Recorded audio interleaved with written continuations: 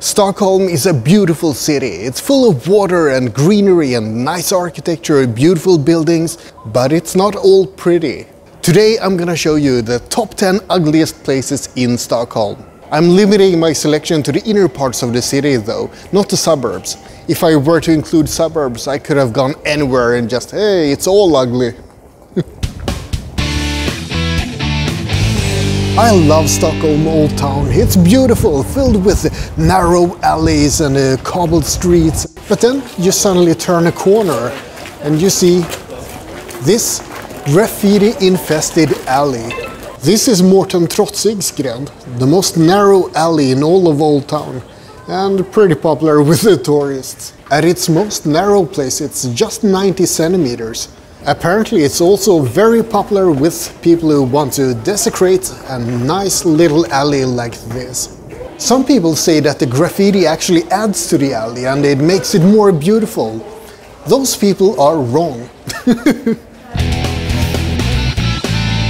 Stockholm subway has tons of beautiful artwork. You can watch paintings and sculptures for miles and miles at different stations. And then, when you're tired of that, you can come here to Stadshagen. What happened here? What are those things on the wall? What are those paintings? Why does it look like a damp and ugly cave here? I have no idea what happened here. Stadshagen might not be the absolutely ugliest place in Stockholm, but I live here, and this is my list, so live with it. This place is called Slussen, and it's always been an important connection point in Stockholm. It connects the islands of Old Town with the island of Sergels, and it connects the inland lake Mälaren with the Baltic Sea, and it's also a pretty damn ugly place. But the place we call Slussen right now took its form in 1935, and it was the height of city planning back then. However, after 1935, people started noticing issues with the construction quality and the traffic congestion, and it was debated for decades what to do about it. In 2016, the new Slussen project started, and they have grand ambitions to fix all of the problems right now. But Slussen looked like crap before, it looks like crap right now, and I don't have high hopes for the future either. This is Brunkebergstorg, the Brunkeberg Square. Okay, it doesn't really translate all that well. But anyway, before 1960, this place was bustling with activity. But in 1960, they started to tear down parts of the inner city. Nowadays, this is just a forgotten spot squeezed in between Sergels torg and the mall. And during nighttime, this place is filled with drug dealers and prostitutes. Well, not that I know. People say that. I don't go here at night. Just next to this boring road, there's an even more dreary place. A passage called Tysta Marigången. The passage got its name from Tysta Marie, Silent Marie, a popular cafe back in the 19th century. It was popular with the journalists in particular and had a good reputation. These days it's just an abandoned arcade filled with, well, closed up stores and darkness and misery and... Look, even that pigeon looks miserable. It's pretty quiet inside though, so it lives up to its name. And it echoes. Echo! I wonder if you could hear that, otherwise I'm gonna look really stupid. More than usual. This is Järnvägsparken, the railway park. And you might say that it's a bit unfair to include it, because they're doing construction work right now. But the thing is, it's really ugly either way. It's a so-called park filled with concrete and roads and some feeble attempts to make it prettier, like some mosaics and some art installations, but overall, nah. It's not a good sight, it's not pretty.